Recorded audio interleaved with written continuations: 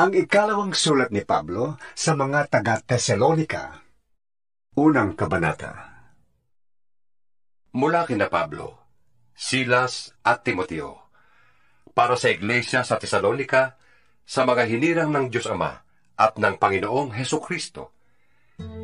Sumainyo nawa ang pagpapala at kapayapaang mula sa Diyos na ating Ama at sa Panginoong Hesukristo. Tama lamang na kami laging magpasalamat sa Diyos dahil sa inyo, mga kapatid, sapagkat patuloy na tumatatag ang inyong pananalig kay Kristo at lalong nagiging maalab ang inyong pagmamahalan sa isa't isa. Ipinagmamalaki namin kayo sa lahat ng kaanib ng Iglesia ng Diyos dahil sa inyong pagtitiis at pananampalataya sa gitna ng mga pag-uusig at mga kahirapang dinaranas ninyo. Ang lahat ng ito'y nagpapatunay na makatarungan ang paghatol ng Diyos at ginagawa niya kayong karapat-dapat sa kanyang kaharian na siyang dahilan ng inyong pagtitiis. Gagawin ng Diyos ang nararapat. Tiyak na pahihirapan niya ang mga nagpapahirap sa inyo. Kayo namang mga nagtitiis ay aaliwin niyang kasama namin sa pagbabalik ng Panginoong Hesus mula sa langit, kasama ang kanyang makapangyarihang mga anghel. Darating siya sa gitna ng naglalagablab na apoy at parurusahan ang lahat ng ayaw kumilala sa Diyos at ayaw sumunod sa magandang balita ng ating Panginoong Hesus. Mapapahamak sila magpakailanman at maihiwalay sila sa Panginoon at sa dakila niyang kapangyarihan. Mangyayari ito sa araw ng kanyang pagparito upang tanggapin ang papuri mula sa kanyang mga hinirang at ang parangal ng lahat ng nananalig sa kanya. Kabilang kayo roon, sapagkat tinanggap ninyo ang magandang balitang ipinahayag namin sa inyo. Lagi namin kayong idinadalangin sa Diyos, na naway maging karapat-dapat kayo sa pagkatawag niya sa inyo. At sa pamamagitan ng kanyang kapangyarihan, naway ipagkaloob niya sa inyo ang lahat ng mabuti ninyong hinahangad at maging ganap ang inyong mga gawang bunga ng pananampalataya.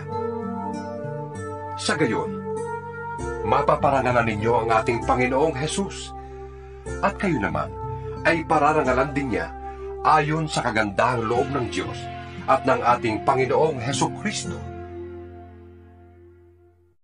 Ikalawang kabanata. Tungkol naman sa pagbabalik ng ating Panginoong Hesukristo at sa pagtitipon sa atin upang makapiling niya, nakikiusap kami sa inyo, mga kapatid, na huwag agad magugulo ang inyong isip o mababahala kung mabalitaan ninyong dumating na ang araw ng Panginoon. Huwag kayong maniniwala kahit sabihin pa nilang iyon ay propesiya o pahayag o isinulat namin. Huwag kayong magpapadaya kanino man sa anumang paraan. Hindi darating ang araw ng Panginoon hanggat di pa nagaganap ang huling paghihimagsik laban sa Diyos at ang paglitaw ng suwail na tiyak na mapapahamak. Itataas niya ang kanyang sarili at kakalabanin ang lahat ng kinikilalang Diyos at sinasamba ng mga tao. Uupo siya sa templo ng Diyos at magpapakilalang siya ang Diyos. Hindi ba ninyo natatandaan? Sinabi ko na ito sa inyo nang ako'y kasama pa ninyo. Hindi pa nga lamang nangyayari ito dahil may pumipigil pa. At alam ninyo kung ano yun? Lilitaw ang suwail pagdating ng takdang panahon. Ngayon pa man ay palihim na siyang gumagawa ng kasamaan at mananatiling ganyan hanggat di naaalis ang humahadlang sa kanya. Kung maalis na ang humahadlang, mahayag na ang suwail.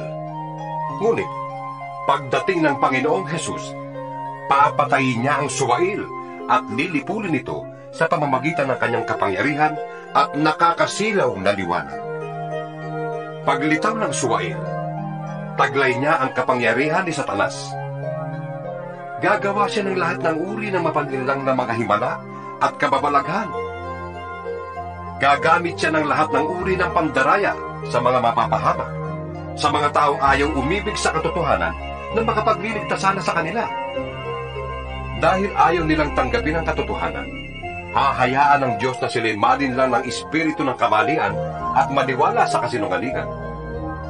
Sa gayon, mapaparusahan ng lahat ng pumili sa kasamaan sa halip na tumanggap sa katotohanan. Dapat kaming magpasalamat sa Diyos tuwina dahil sa inyo, mga kapatid na minamahal ng Panginoon. Kabilang kayo sa mga unang hinirang niya upang pagkalooban ng kaligtasan sa pamamagitan ng nagpapabanal na Espiritu at ng inyong pananalig sa katotohanan. Tinawag kayo ng Diyos sa pamamagitan ng magandang balita na ipinahayag namin sa inyo upang makasama kayo sa kaluwalhatian ng ating Panginoong Hesukristo. Kaya nga mga kapatid, magpakatatag kayo sa mga katotohanang itinuro namin sa inyo, batay sa sinabi namin o isinulat. Aliwin nawa kayo ng ating Panginoong Hesukristo at ng ating Diyos Ama na umibig sa atin. At dahil sa kanyang habag, ay nagbigay sa atin ng hindi nagbabagong lakas ng loob at matibay na pag-asa. Bigyan nawa nila kayo ng matatag na kalooban upang maipahayag ninyo at maisagawa ang lahat ng mabuti. Ikatlong kabanata. Bilang pagtatapos, mga kapatid, ipanalangin ninyo kami upang ang salita ng Panginoon ay mabilis na lumaganap at pahalagahan ng lahat, tulad ng ginagawa ninyo. Idalangin din ninyong maligtas kami sa mga taong masasama at walang kinikilalang Diyos, sapagkat hindi lahat ay naniniwala sa salita ng Diyos. Tapat ang Panginoon. Siya ang magpapatatag sa inyo at mag-iingat laban sa dyablo. Dahil sa Panginoon, malaki ang aming pagtitiwala na sinusunod ninyo at patuloy na susundin ang mga itinuro namin sa inyo. Patnubayan nawa kayo ng Panginoon upang lalo ninyong maunawaan na kayo ay mahal ng Diyos at si Kristo ang nagpapatatag sa inyo. Mga kapatid, iniuutos namin sa inyo sa ngalan ng Panginoong Hesukristo na layuan ninyo ang sinumang kapatid na tamad at ayaw sumunod sa mga itinuro namin sa inyo.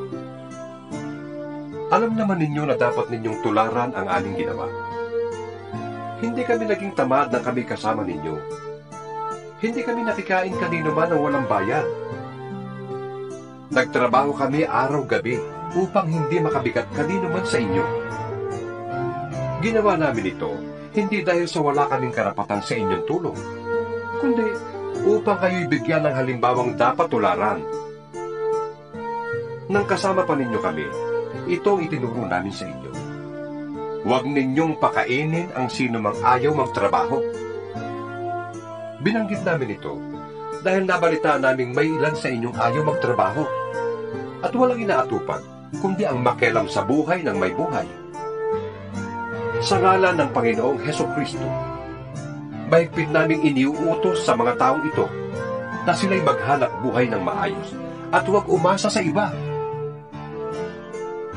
Mga kapatid, huwag kayong magsasawa sa paggawa ng mabuti. Maaaring meron sa inyo diyan na hindi susunod sa sinasabi namin sa sulat na ito. Kung magkagayon, tandaan ninyo siya at huwag kayong makisama sa kanya upang siya'y mapahiya. Ngunit, huwag naman niyo siyang ituturing na kaaway. Sa halip, pangaralan ninyo siya bilang kapatid. Ang Panginoon na pinagmumula ng kapayapaan ang sinawang magkaloob sa inyo ng kapayapaan sa lahat ng paraan at pagkakataon. Naway sumainyong lahat ang Panginoon.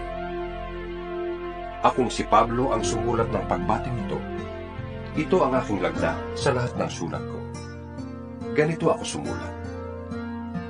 Naway pagpalain kayong lahat ng ating Panginoong Hesukristo